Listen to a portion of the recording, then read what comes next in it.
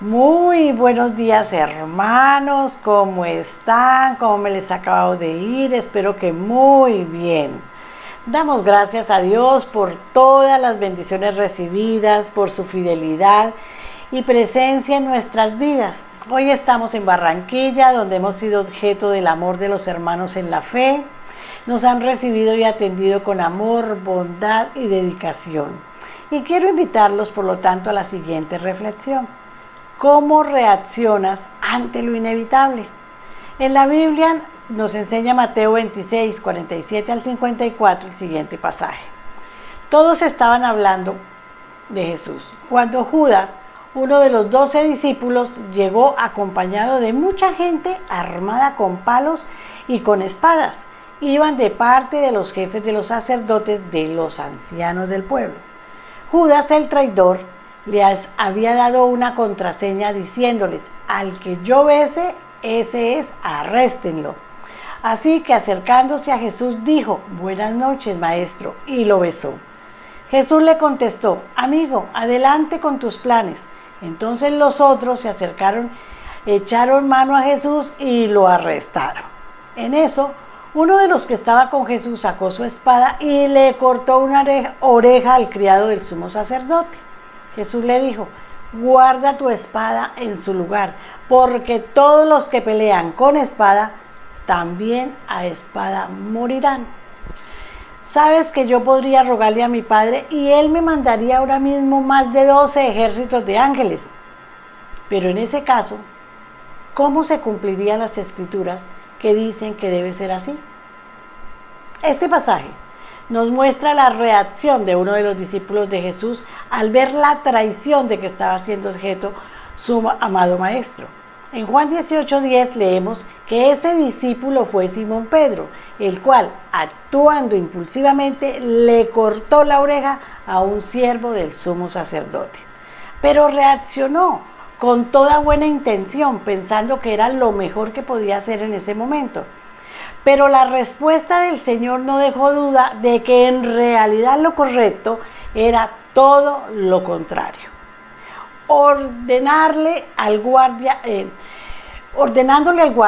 su espada le dijo, que guardara su espada le dijo, ¿acaso piensas que no puedo ahora mismo pedir y orar a mi Padre, que Él no me daría más de 12 legiones de ángeles?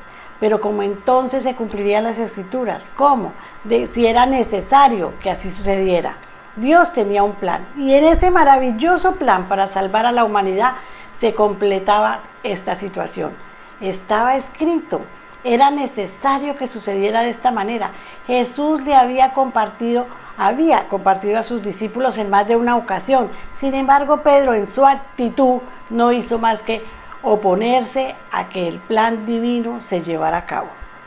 A lo largo de nuestras vidas, todos, sin excepción, nos enfrentaremos a situaciones difíciles, algunas de las cuales nos afectan profundamente. Insistimos en resolverlas y a menudo oramos diciendo: Señor, por favor, cambia estas circunstancias.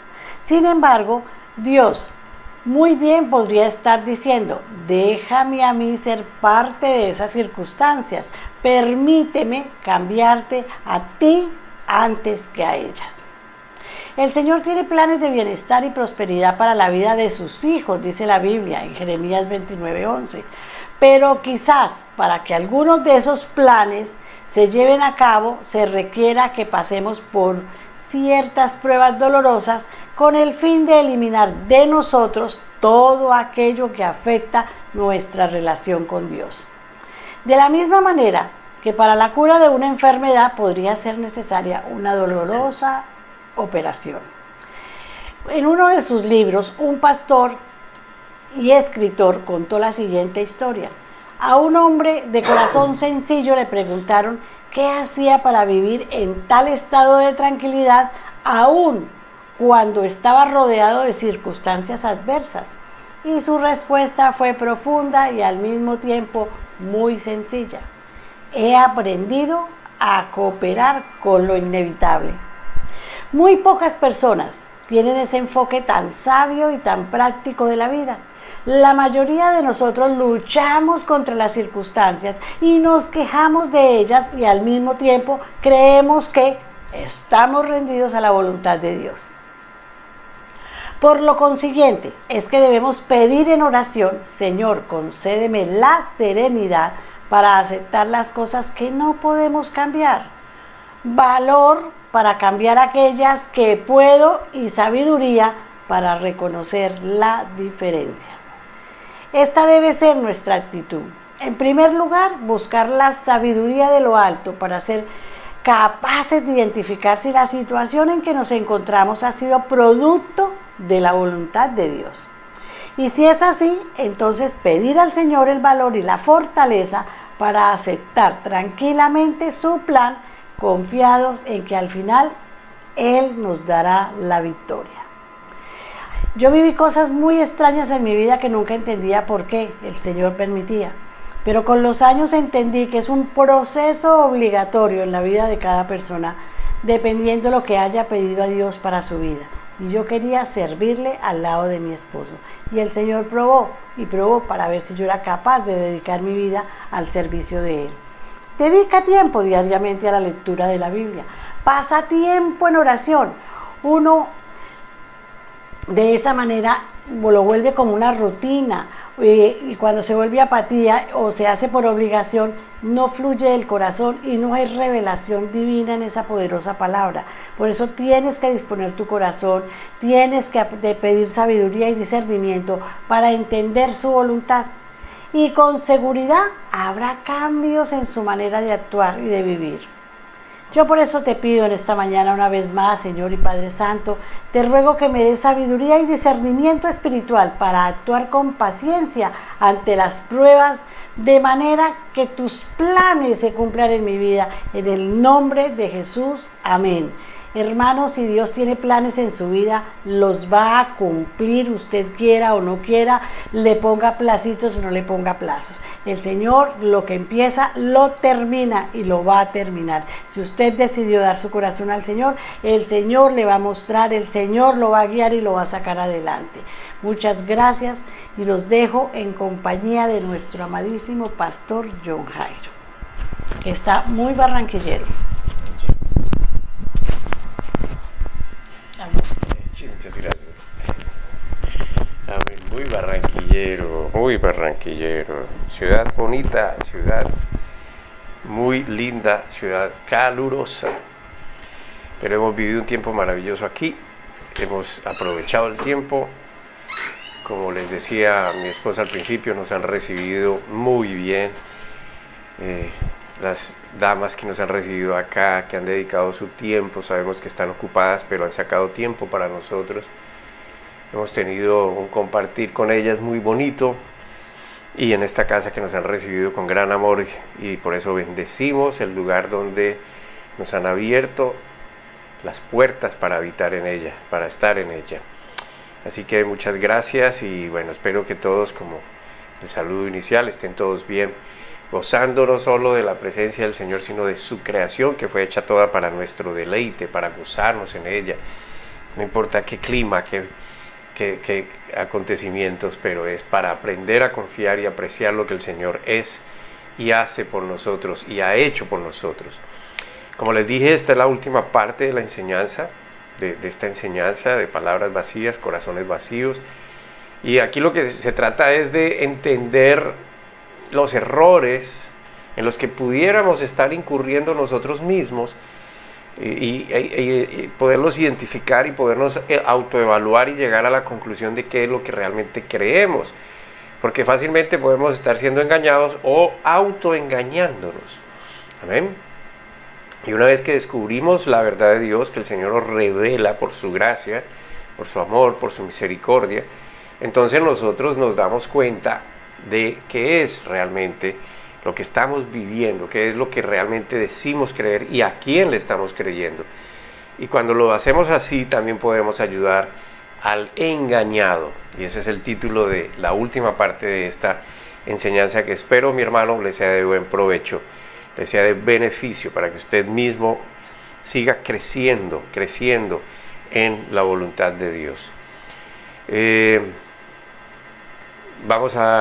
Les invito a que por favor en este momento se desprenda de todas las cosas que no son del momento, que ojalá usted deje toda actividad y se centre en el Señor. Yo sé que hay cosas que hay que hacer, pero este es el momento del Señor. No permita que nada lo interrumpa, que nada lo distraiga, y concéntrese y apunte, tome notas. Y recuerde que yo puedo fallar, pero el Señor no. Y Él le puede dar más sabiduría sobre lo que estamos hablando, más revelación. Amén. Así que le vamos a dar gracias a Dios, y yo espero que siempre sea su amanecer, su acostarse dando gracias a Dios, durante el transcurso del día dando gracias a Dios. Padre bendito, gracias, te amamos, Señor. Gracias por permitirme cada vez más, Señor, conocerte, ir a profundidad, poder apreciar, Señor, tu amor en las cosas que has creado, tus atributos en lo que has creado para mí, para nosotros. Gracias, Señor, por tu amor infalible, por tu fidelidad que nunca se agota, aun cuando nosotros a veces somos infieles.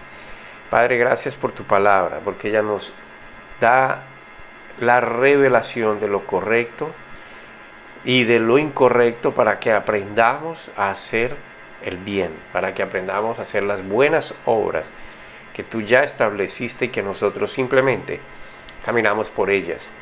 Gracias, Señor, porque somos un cuerpo, somos una unidad contigo, porque tu palabra es una sola, porque la interpretación de ella la da uno solo, y es tu Espíritu, Señor, porque nos has hecho parte de tu cuerpo, el cual es uno solo, porque tú eres un solo Dios, un solo Padre, un solo bautismo, en el cual nos has unido a tu deseo de ser parte de ti. Amén y amén. Las 2 semanas anteriores hemos estado hablando de la importancia de saber lo que es vivir realmente el verdadero cristianismo, que no es otra cosa que una relación personal, un estilo de vida que se adquiere naturalmente por la influencia de esa relación personal, en la cual los beneficiarios siempre vamos a ser los hombres. Dios, es perfecto, Él es inmutable, Él no va a dejar de ser Dios si nosotros nos relacionamos o no con Él, y si hacemos caso a lo que Él nos dice o no. Por supuesto que contra esto hay muchos factores, el de poder llegar a ser lo que vamos descubriendo que es bueno para nosotros, lo que Él anhela que seamos nosotros como sus hijos. Hay factores que se oponen, que surgen de la misma iglesia cristiana, casi todos, donde Satanás ha logrado realizar una labor bastante importante al introducir doctrina de demonios, como lo denomina el Señor Jesucristo. Y a eso le añadimos también la cultura, las diferentes culturas. En nuestro país, por ejemplo, tenemos muchas culturas, ¿sí? Y esto influye. La influencia de esas culturas, las tradiciones a los que estamos aferrados, más la filosofía diversa que ha surgido como ideología a la cual quieren que se rinda culto, y al punto de obligar, de establecer leyes que impiden o quieren impedir que la verdad desenmascare la gran mentira que hay detrás de todo ello. El hombre ha caído en esta trampa, la trampa de Satanás, a través de los siglos y desde el inicio de la creación, porque le entregó su vida, su voluntad, su confianza, su credibilidad al enemigo de las almas, aprendiendo a vivir exactamente de la manera opuesta como nuestro Dios y Padre lo quiso. Dentro de la iglesia cristiana hay personas que han sido engañadas y todavía viven bajo el engaño de religión falsa, donde se les invita a seguir bajo normas, procedimientos que nada tienen que ver con la gracia de Dios. Y claro, ellos son los culpables, al igual que sus maestros, porque sencillamente se dejaron engañar, no verificaron la información, no la verifican, no la cotejan contra la verdad, y hacen caso absoluto porque confían en ellos, cuando ellos también pueden incurrir en el error, y muchos están bajo el error. Entonces también están los autoengañados, que confiaron en la simpleza de la confesión, una confesión o profesión de fe y del ejercicio intelectual, creyendo que solo es la profesión de la palabra que conocen suficientemente y el recitar la palabra que ellos han podido aprender religiosamente. Y no es eso. En estas personas no existe, por ejemplo, la atención aplicada al señorío de Jesucristo. Jesús es el Señor y Jesús es el Salvador. Él es el Cristo.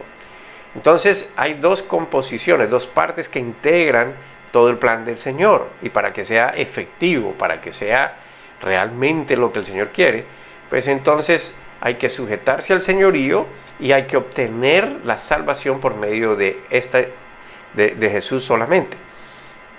Y Él lo que quiere enseñarnos no es a vivir normas, ni porque tenemos que obligarnos a cosas, sino que nos quiere enseñar conforme a la posición de hijos que nos ha sido otorgada, creando entonces un ambiente muy libertino e igual de religioso al legalismo. Lo que quiero decir es que la enseñanza de Jesús quiere sacar al hombre de ahí, de esas cosas que ha inventado, que ha creado, esa religiosidad que lo ha llevado en cierta parte a introducir libertinaje, a que vivamos como Él quiere, como Él nos ha puesto y somos hijos. Entonces la idea con esta corta serie de 3 enseñanzas es analizar estos comportamientos, estos errores, estas actitudes, ¿sí? Estas normas, estos procederes, errores de la vida cristiana, de esa vida cristiana liviana, para descubrirla y corregir e igualmente ayudar a aquellos que lo necesitan con urgencia. Por eso el Señor nos habló del camino angosto y del camino ancho que lleva a la perdición. Hay que entender qué significa todo esto. Y por cierto, la gente engañada podríamos clasificarla en varias categorías.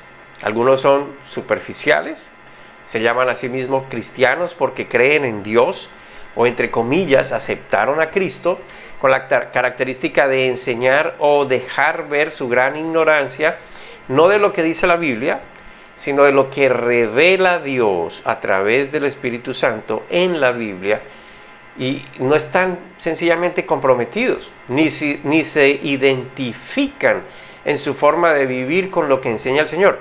Y a esa clase de compromiso es la que yo me refiero. No es comprometidos de que tienen que estar establecidos en un lugar, aunque es bueno congregarse, ¿amén? Y de que se involucren en cosas de la congregación para edificación de los demás, más no en un activismo para sentirse cristiano. A eso es lo que me refiero con comprometidos. Es lo que el Señor enseña, cómo lo aplico. Ese es el compromiso que por fe entendemos y por amor recibimos. Estas personas también llegan a ser indiferentes de la Escritura, la cual significa que se ajustan siempre a su parecer, porque la Biblia les parece muy difícil de vivirla. Entonces siguen procediendo tal cual, ¿sí? Tal cual, tienen temor de algunas cosas, pero su comportamiento realmente no varía mucho. Y después no solo están los superficiales, sino que están los involucrados. Entonces ya pasamos a otra categoría de personas. Y ellos los encontramos fácilmente en toda la iglesia, están por toda la iglesia. Son difíciles de distinguir de los creyentes verdaderos, porque conocen las palabras y hablan las palabras, conocen el Evangelio, conocen la Biblia, ¿sí? Manejan un léxico cristiano, y a ellos Jesús los llamó cizaña.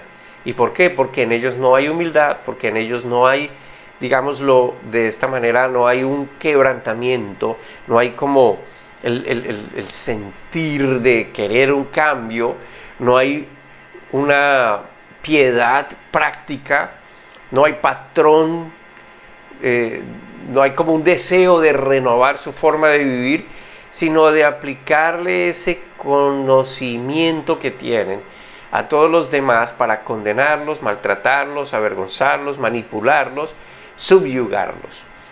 Entonces tenemos ya las personas que son superficiales, las personas que están involucradas, y luego viene otro grupo de gente que son los hipócritas abiertamente y descaradamente. Ellos saben que no son creyentes, ¿sí? Nosotros, Yo no estoy invitando con esto a que usted empiece a analizar a las personas, porque eso no es su trabajo, tampoco es el mío. Simplemente estoy tratando de identificar patrones, conductas, errores, para que si estamos en ellos salgamos de allí y que ayudemos a los que de pronto podamos creer, entender que están en un error. Y no para condenar, sino para ayudar. Entonces estas personas hipócritas, falsas, descaradas, son las que saben que no son creyentes, pero de una manera lo esconden muy sutilmente porque les conviene tal vez para ganar amigos, para mantener su matrimonio de pronto unido, pero obviamente solamente la apariencia, porque ellos no andan en compromiso matrimonial o con ese compromiso. Yo quiero explicarme en esto, no es la norma de firmar un papel, sino el amor puro dado a la otra persona, que es con compromiso. Tal vez lo hacen para mantener la paz en el hogar, por algún beneficio donde puedan ellos ejercer influencia o recibir de la influencia, pero ellos saben lo que hacen y por qué lo hacen. O sea, no son ignorantes, no están engañados. Pero como usted puede notar, hermano, todos estos tipos de personas están cerca a la verdad de Dios, de alguna manera están allí. Ahora, como les dije, esta enseñanza no es para que se use con el fin de destruir o asumir posiciones que no nos corresponden. Está más bien con el ánimo de ayudar a aquellos que puedan estar en alguna de estas condiciones. Y claro, nosotros no somos llamados a ser los detectives del cielo, sino a predicar la verdad. Amén. Ese es nuestro propósito. Conoceréis la verdad y la verdad os hará libres. Y esta verdad, una vez conocida, ¿qué es? Se la llevo a los demás. Amén. Perdón, el evangelio que tiene poder de salvar, esa es la verdad, ese es el evangelio, el poder de salvar, de corregir, de edificar, de sacar del engaño, de la manipulación de Satanás, de la opresión de Satanás. Y cuando usted hace eso, entonces está ayudando a que las personas sean libres de esa influencia de Satanás. Y por supuesto, como veíamos los domingos anteriores, muchos ni siquiera creen en Satanás, muchos se creen ofendidos de pensar solamente que están siendo objeto de Satanás. El problema es que no lo saben. Entonces, para poderlo saber necesitan fe. Y lo primero que tienen que tener es fe. ¿Y fe en quién? En el Señor y lo que Él dice.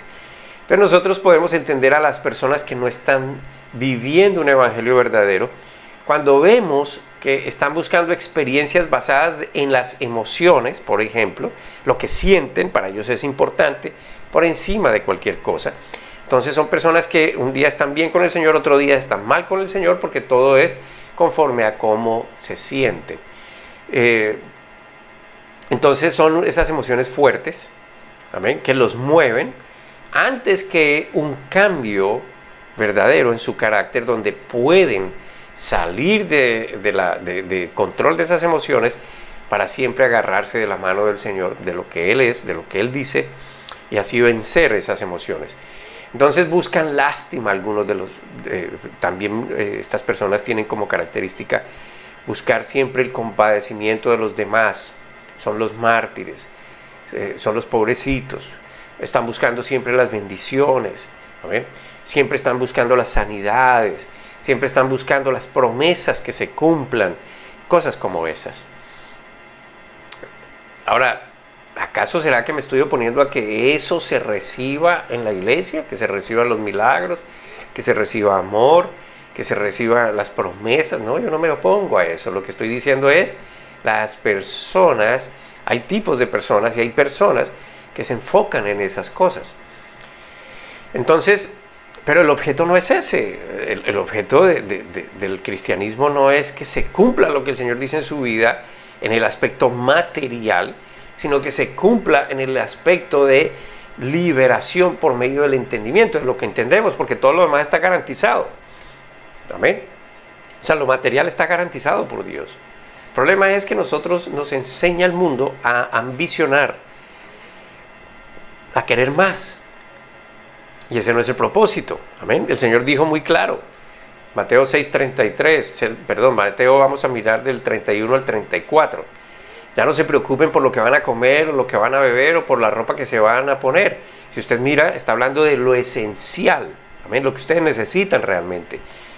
Versículo 32, solo los que no conocen a Dios se preocupan por eso. Ustedes tienen como Padre a Dios que está en el cielo y Él sabe lo que ustedes necesitan. Entonces aquí viene la paternidad. Un papá con un hijo.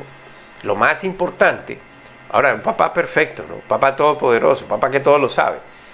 Versículo 33, lo más importante es que reconozcan a Dios como único Rey y que hagan lo que Él les pide. Dios les dará a su tiempo todo lo que necesiten. Así que no se preocupen por lo que pasará mañana, ya tendrán tiempo para eso. Recuerden que ya tenemos bastante con los problemas de cada día. Basta cada día su propio afán. Entonces note que el Señor está dispuesto. Amén. Y además ha dispuesto todo para que nosotros nos concentremos en ¿qué? En Él, en lo que Él es, en lo que Él dice, en lo que es verdadero, en lo que nos es conveniente.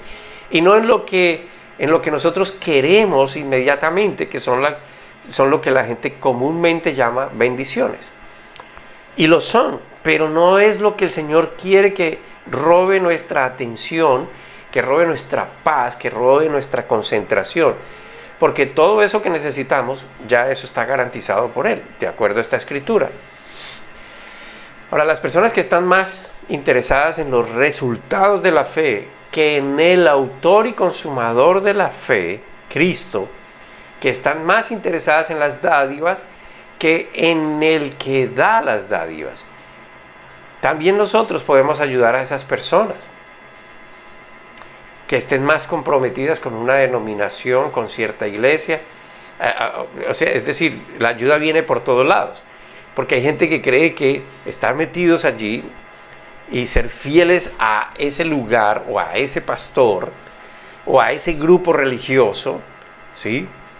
Y a veces porque entre más tengan gente y más actividades se hagan, entonces es lo que creen ellos que es donde debe estar. Amén.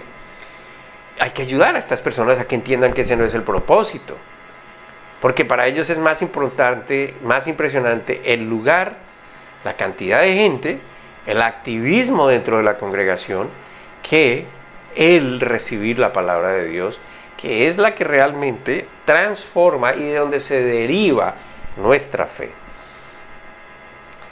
Están los que están involucrados en una teología, porque ese es su límite, la teología, el conocimiento puro, ¿sí? Están en un nivel excelente académico. Usamos términos para eso y muy colombianos y muy coloquiales, que son los pilos de la Biblia. Está ese grupo de personas, ven la teología como algún tipo de interés, con ese tipo de interés académico y la quieren estudiar, pero no tienen una relación con el Señor real. Entonces, como he dicho, no se trata de aprender esto para juzgar a los demás, de salir hoy, después de esto, a pensar o buscar estos detalles de los hermanos con el ánimo de saber cuán acertado estuvo el pastor, el predicador en su enseñanza.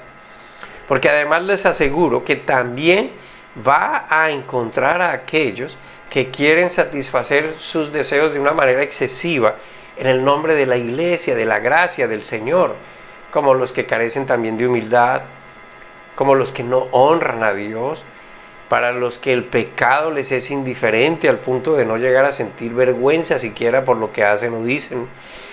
En fin, van a haber muchos en las congregaciones buscando que Dios debe darles lo que ellos quieran, porque de lo contrario, eso no sería una prueba que Dios existe o que Dios escucha. Entonces todos estos tipos de personas pueden, y escuche bien la palabra, pueden estar engañados. Y probablemente están en el camino ancho. Y ese camino se caracteriza porque conduce a la destrucción, a la perdición. Y están convencidos de que van por el buen camino y van para el cielo. Amén. Ahora, por favor, le pido que repare eso, ¿sí? Yo no estoy diciendo que exactamente esas características son de personas que no son cristianas verdaderas. Puede pasar, pueden estar equivocados, pueden estar enfocándose contrariamente aun cuando creen en el Señor. ¿Amén? Usted va a ver, por ejemplo, en la Biblia, el buen lector y el buen lector se va a dar cuenta, por ejemplo, que en la Biblia, cuando Pablo le escribe a la iglesia en Corinto, él los define, y los define como hermanos, los define como santos, pero les dice el error, y les dice la fornicación, la idolatría, el engaño, los pleitos, todas estas cosas no son de un cristiano. Tienen que salir de ese error, y nosotros es lo que queremos hacer. Entender la palabra para salir del error y ayudar a salir del error a los que creen que están bien con Dios. ¿Ven? Entonces, algunos cristianos parecen carnales, pero no lo son. Algunos son hijos de Dios, pero actúan como carnales. ¿Amén? Y son santos. El Señor Jesús los llama, Pablo los llama santos. Así que no son características necesarias de personas que están en el engaño, pero que pueden estar cediendo terreno al engaño. Entonces nuestro Señor se dirige a la insensatez de esas palabras que se usan normalmente en el medio cristiano, pero que son palabras vacías. Lo llamamos comúnmente profesión de fe. A ver, por favor, vamos a la escritura otra vez, la escritura que he venido usando, la escritura base, que es Mateo capítulo 7, versículos 21 al 23. 21 al 23. No todo el que me dice Señor, Señor, entrará en el reino de los cielos, sino el que hace la voluntad de mi Padre que está en los cielos. Muchos me dirán en aquel día, Señor, Señor, ¿no profetizamos en tu nombre? ¿O predicamos en tu nombre? Y en tu nombre echamos fuera demonios, y en tu nombre hicimos muchos milagros. Y entonces les diré claramente, nunca os conocí, apartaos de mí, hacedores de maldad. Aquí está la insensatez de las palabras vacías, de los corazones vacíos. Son los que dicen, pero que no hacen. Sus afirmaciones son engañosas, dicen las cosas correctas, pero no viven las cosas correctas. Jesús es explícito incluso acerca de las afirmaciones que se acostumbran. Muchos me dirán en aquel día, todos sus esfuerzos religiosos están dirigidos a Él, pero su destino final no estará basado en lo que ellos dirán, aun cuando se pueda escuchar muy glorioso, como Señor, Señor. Entonces, están en el error, están engañados o autoengañados, amén, o sencillamente son hipócritas y saben lo que están haciendo. Entonces usan el nombre del Señor, pero son falsos, amén, y ese es el propósito, hermano. Entonces, decir, por ejemplo, en esta afirmación en la que está hablando el Señor, decir 2 veces, Señor, Señor, ¿cómo suena? Si nosotros escucháramos a alguien, Señor, Señor, seguramente en esos términos, estamos en la presencia del Señor, Señor, Señor. Eso puede sonar apasionado, puede reflejar algún sentido de devoción e incluso algo de pasión. Puede parecer inclusive fidelidad y disposición a servir incondicionalmente. Él es mi autoridad, tú eres el Señor de mi vida, tú eres quien me enseña, tú eres quien me dice, y no será así. Y aparte de eso encontramos que hay 3 veces más la afirmación, la misma afirmación, si usted continúa leyendo ahí en el versículo 22, y dicen, después de decir Señor, Señor, van a encontrar 3 veces, en tu nombre. En tu nombre hicimos esto, en tu nombre sacamos demonios, en tu nombre hicimos milagros, en tu nombre profetizamos. Parece que la actividad entera de estas personas ha estado dirigida al Señor Jesucristo. Como que tienen claro que todo es por y para en el nombre de Cristo. ¿Ven? En el nombre de Cristo estas personas estaban profetizando a Jesús como Señor con cortesía, con ortodoxia, con pasión, en devoción privada y en público, lo mencionaban, lo declaraban. Se oía también Pero luego llegas al 23. Apartaos de mí. Ahora bien, voy a hacer una homologación de este versículo para ver el sentido propio del versículo 23. Lo voy a homologar con el Salmo capítulo 6, versículo 8. Ahí hay una comparación y podemos homologarlo, que es exactamente lo que el Señor está diciendo. Salmo 6, 8 dice: apártense de mí todos los malhechores, que el Señor ha escuchado mi llanto. Al usted comparar las dos confesiones encontradas en estos dos versículos, en estas dos escrituras, lo que literalmente está diciendo el Señor es algo como: apártense de mí ustedes los que siempre están haciendo maldad. Y podríamos nosotros pensar, pero ¿cómo así que estos están haciendo maldad cuando están expulsando demonios, milagros, profetizando? ¿Por qué los llama hacedores de maldad? Ahora escuche, lo que vale no es lo que se dice, lo que vale no es lo que se sabe, la capacidad intelectual, sino lo que se vive, lo que se hace en sí mismo. Y aparentemente estas personas usaban esto en beneficio propio y no para anunciar al Señor, aunque lo mencionaban. Entonces, ¿qué estamos viendo acá? Lo que estamos viendo es el anticristo, el espíritu del anticristo. El anticristo es el hombre de maldad que se ha dispuesto para vivir a lo que Satanás dispone, que es la mentira, la apariencia de rectitud, el engaño, la suplantación, la apariencia de piedad, de bondad. ¿Amén? Y cuando Jesús habló de los dos caminos, lo que estaba revelando es que hay más conectados con el anticristo, que es el que lleva por ese camino de perdición, que con el Cristo verdadero, que es el que enseña a despojarse del mundo y de la actitud y del carácter del mundo. Por lo tanto, la profesión o declaración en sí misma no tiene valor. No tiene valor cuando se usa de una manera vacía, porque se ha impuesto esa modalidad: declárelo y lo tienes, declárelo para recibirlo, usted solo confiéselo y se va a hacer. Aquí está demostrado que no es así. ¿Hicieron cosas grandiosas? Claro que sí. ¿Cambiaron ellos? Claro que no. En otras palabras, ¿y quién se lo dijo? El que todos lo sabe. ¿Amén? Entonces, en otras palabras, cuando el corazón del que habla las cosas así parezcan muy del Señor, sean muy poderosas, ejerzan alguna clase de milagro, de maravilla, está lejos de esa relación verdadera con el Señor. Es un conocimiento intelectual, mas no una dependencia de la verdad de Dios. ¿Cómo saber si estoy dependiendo de Dios? Y escucha, hermano, porque esto es una autoevaluación. ¿Amén? Y esto lo debemos hacer constantemente, porque en el mundo hay engaño. Satanás opera en el mundo. Él no ha dejado de hacer. Él está esperando el último día porque sabe para dónde va. Pero mientras llega, él sabe lo que tiene que hacer, y que es destruir las almas. Y no importa si dicen Señor, Señor. Pueden llevar a la gente a que crean en él, la mentira, en el engaño. Entonces, ¿yo cómo sé realmente si estoy dependiendo de Dios? ¿Cómo sé yo realmente si estoy creyendo en Dios?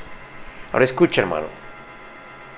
Cuando su vida está siendo afectada, escucha atentamente.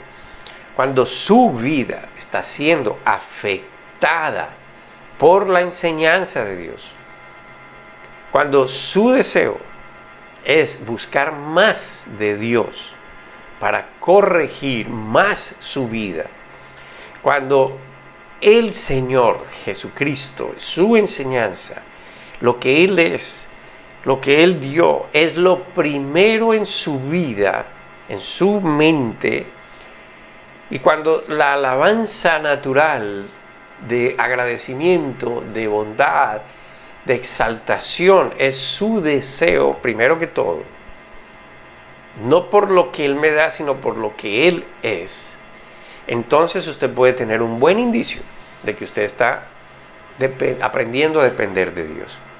Amén. Ahora entonces encontramos a estas personas diciendo, Señor, Señor, para darnos cuenta que lo que están diciendo es un tipo de profanación. Es como tomar el nombre del Señor en vano. Es como, piensen esto, un ejemplo terrenal, es como el esposo o la esposa que usa o le dice a todos, les habla de su pareja, pero en realidad su corazón no está para amarla a ella. Eso es como un beso de Judas que quiere enseñar algo para vivir, para luego seguir viviendo en maldad. Entonces tú eres mi amigo, pero te destruyo, pero realmente no soy fiel a ti, pero no te ayudo. Más o menos algo así. Dice que muchos llamarán, esa palabra es bien interesante, la analizamos la semana pasada. Muchos llamarán a Jesús Señor, Señor, pero nunca se someten a su señorío. ¿Por qué? Porque, como dice el versículo 21, nunca hacen la voluntad de mi Padre que está en los cielos. Ahora, la voluntad del Padre no es ir y sacar demonios, no es ir y hacer milagros, no es ir y decir palabras sin sentido. ¿Cuál es la voluntad del Padre? Que la obra de Él se haga primero en uno. Esa es la primera obra. Porque cuando uno no está siendo sujeto a esa enseñanza, es decir, el efecto transformador no lo produce la palabra de Dios, sino que mi ser es simplemente intelectual, mi conocimiento es intelectual, mi proceder es simplemente intelectual. Pero no estamos haciendo la voluntad del Padre. La gente que pertenece al reino de Dios se caracteriza porque en su nueva naturaleza, que la debe entender y conocer, va siendo educado con la enseñanza de Dios para que esa nueva naturaleza y esa mente estén procediendo conforme a lo que Él enseña. Y procediendo es como Él, vivir conforme a como Él enseña. Y no porque Él se sienta más Dios, ni porque es un requisito para Él ser Dios. No es por eso, es porque eso es beneficio para nosotros. Porque eso que Él enseña es lo bueno para nosotros. Porque eso que Él enseña es lo que nos ayuda a sacar de nuestro entorno aquellas cosas que nos quieren destruir y controlar. Efesios capítulo 2 dice así, capítulo 2 versículo 10, para entender qué es lo que el Señor espera. Efesios 2:10, porque somos hechura de Dios, creados en Cristo para buenas obras, las cuales Dios dispuso de antemano a fin de que las pongamos, escuche, las pongamos en práctica. Esas obras son su revelación, esas obras es lo que Jesús, el Cristo, logró en la cruz, para que nosotros actuemos sobre el mal. Por eso somos reyes y sacerdotes. O el Salmo 1, en Santiago 1, capítulo 22.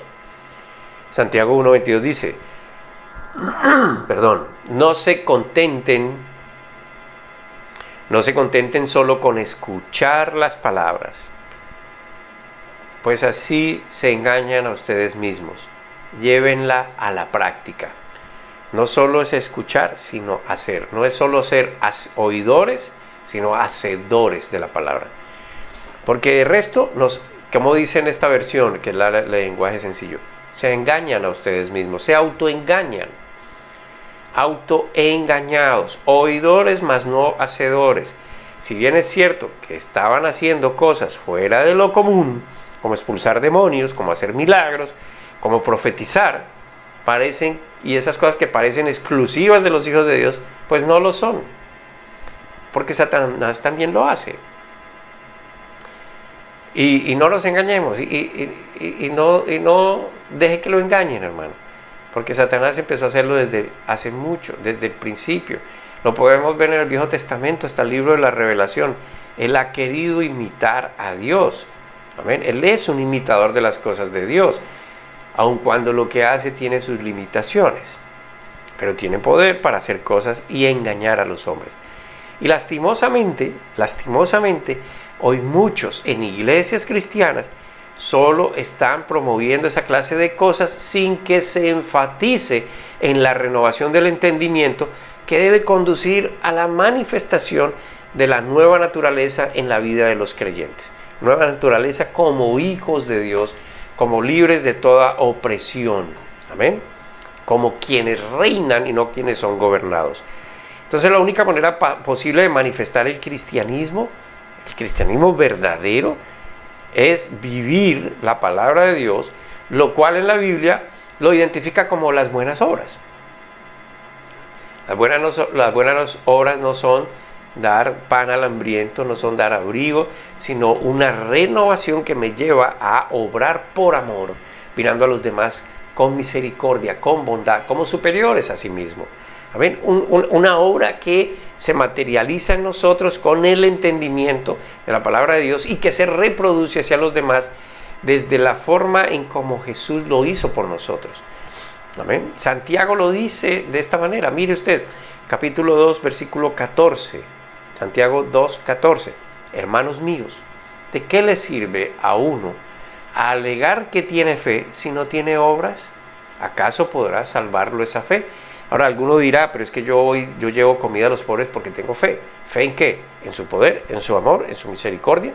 ¿O en lo que Dios hizo para que usted procediera de esa manera? En lo que Dios quiere que usted entienda y viva para que usted proceda de esa manera.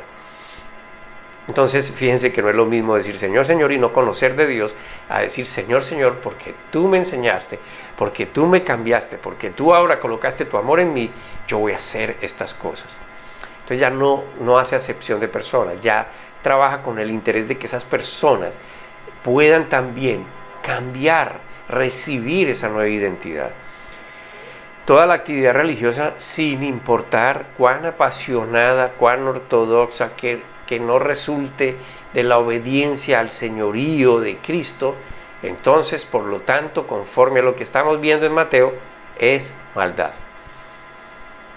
Su predicación, su echar fuera demonios, sus supuestos milagros, según Jesús, todo es maldad. Apartaos de mí, hacedores de maldad. Eso no es lo que identifica a un cristiano. No es que no lo podamos hacer, pero fíjense que también lo pueden hacer los hacedores de maldad. O sea que ese no es el cristianismo. Amén. Entonces lo hicieron en su nombre, es maldad. No los han reconocido como suyos. Jesús no los reconoce como de él. No los conoce de una manera íntima. Están apartados para siempre de su presencia porque hacen maldad. No importa lo que digan o cómo lo digan, maldad es lo que hacen. Yo sé que a muchos le está esto chocando, pero por favor no alegue conmigo, alegue con Dios. Amén. Profetizar puede ser predicar.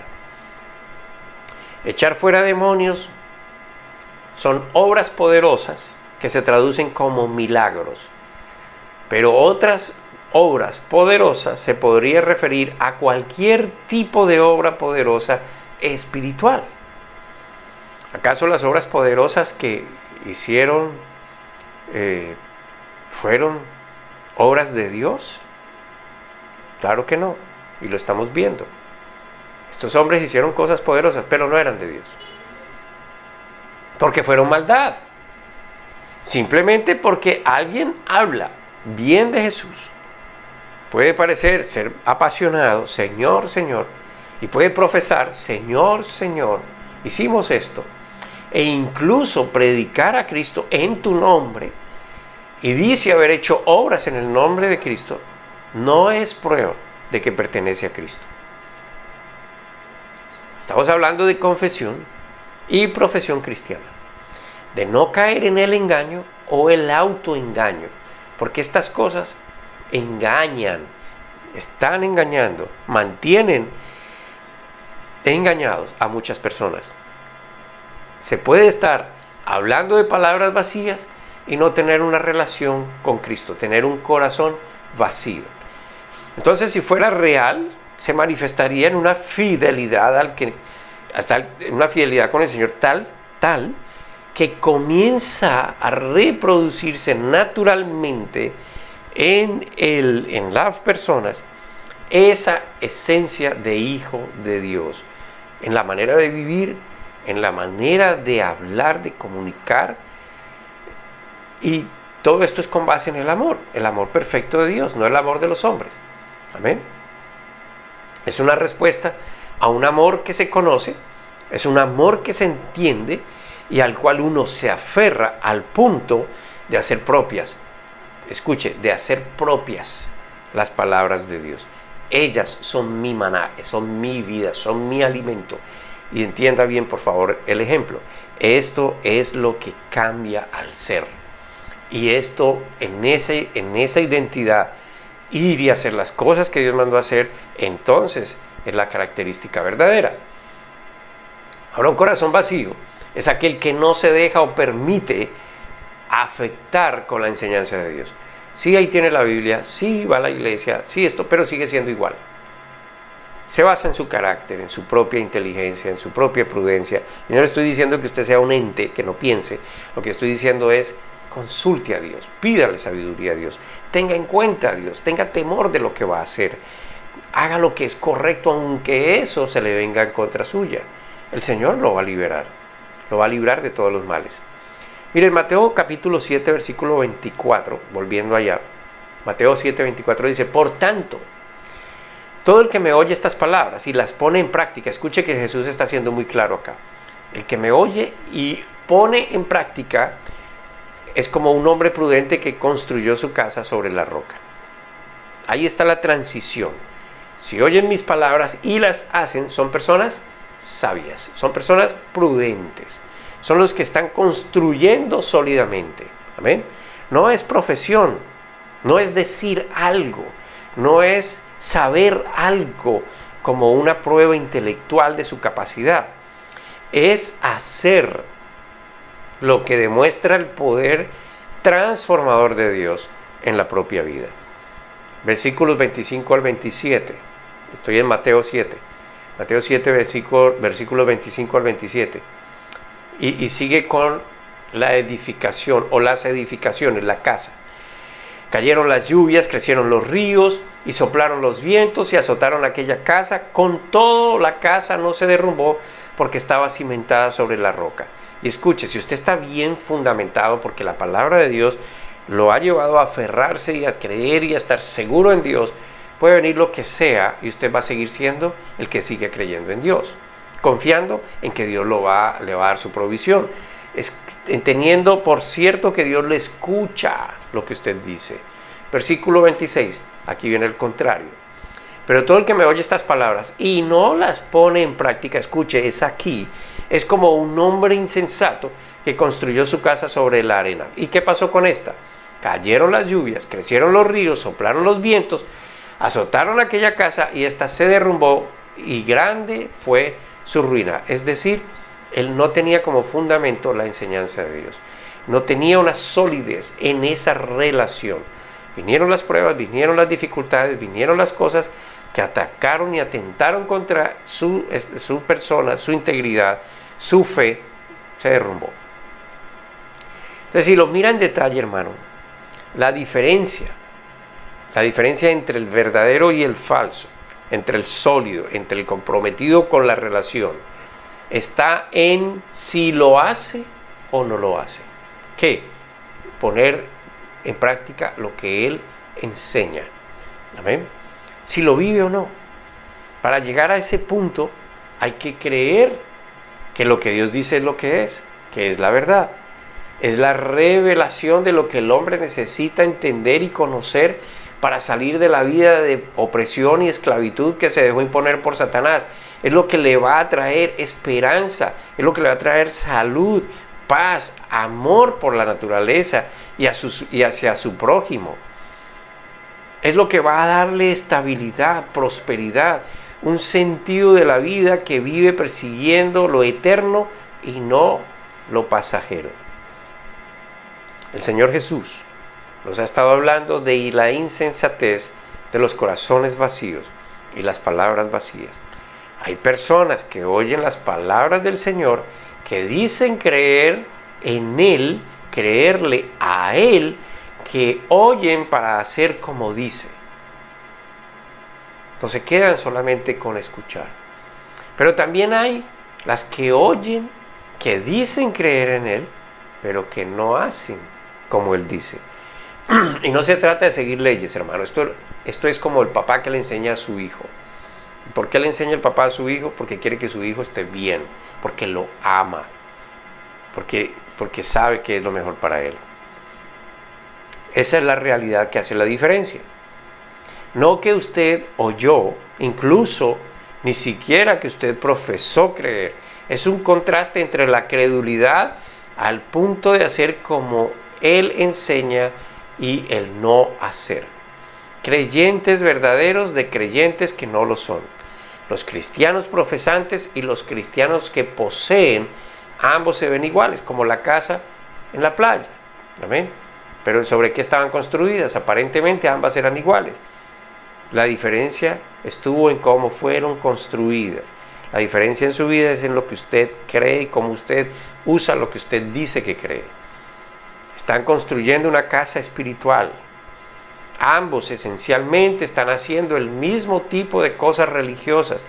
Pertenecen a la iglesia visible, leen la escritura, asisten a las reuniones, pueden predicar, podrían decir que Dios está haciendo cosas poderosas a través de ellos. Ambos están haciendo la misma profesión y la misma afirmación. Dicen que oyen la palabra de Dios. El punto, lo que difiere el uno del otro no es si lo oyen, no es lo que dicen, sino lo que hacen. Amén. Entonces nuestro deber no es sacarlos de las congregaciones, porque podríamos nosotros equivocarnos severamente. Por eso el Señor dice que lo que hará que se derrumben las personas serán las tormentas de la vida, la tormenta que los sacude, que viene y ataca contra ellos, contra su estabilidad emocional, económica, física, la salud. Estas son las tormentas de la vida. ¿De qué usted está agarrado? ¿De qué usted está hecho? ¿Cuál es su identidad? Únicamente la tormenta va a revelar la condición verdadera. Solo espero, mi hermano, que usted sea una de esas personas que Cristo llama hijo. Oremos para seguir perseverando en la enseñanza a todo nivel y así salir del error y ayudar a que otras personas también salgan del error. Mi hermano, gracias por su tiempo, gracias por su ayuda, por estar allí, gracias por ser parte del mismo cuerpo, gracias por ayudarme a mí a desarrollar mi ministerio. Y ojalá podamos seguir ayudando mucho más en este crecimiento. Pero como dijo el Señor, en la verdad, no en el engaño, no en la apariencia, no en el edificio, sino en la vida, en la renovación y transformación de la vida. Esa renovación que no quiere decir que usted ahora parezca el más puro de todos los hombres, sino en aquella que lo lleve a aferrarse de Dios y que lo lleve a amar a los demás y a todo lo que Dios creó para que usted contribuya a que esto sea mejor. Van a venir las pruebas, van a seguir viniendo y esto se va a ir incrementando, lo he dicho, no porque me considere un profeta, sino porque es visible en la Biblia. Esto va a seguir aumentando. Viene la maldad con mucha más fuerza, vienen los retos con mucha más violencia, vienen los vientos, las lluvias, no me refiero a lo físico, sino a pruebas, con mucha más fuerza. ¿De dónde usted se va a agarrar? ¿En qué usted está cimentado? Y el Señor tiene su mano extendida para llevar a sus hijos de su poderosa mano.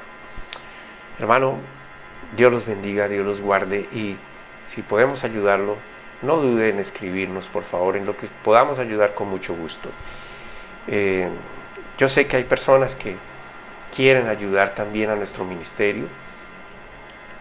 Yo solo le pido hágalo con un corazón limpio, puro, no esperando que Dios le doble su aporte Y es muy importante para nosotros su aporte, porque de esto vive el predicador. Es un trabajo delegado por Dios. De esto ayudamos a otras personas.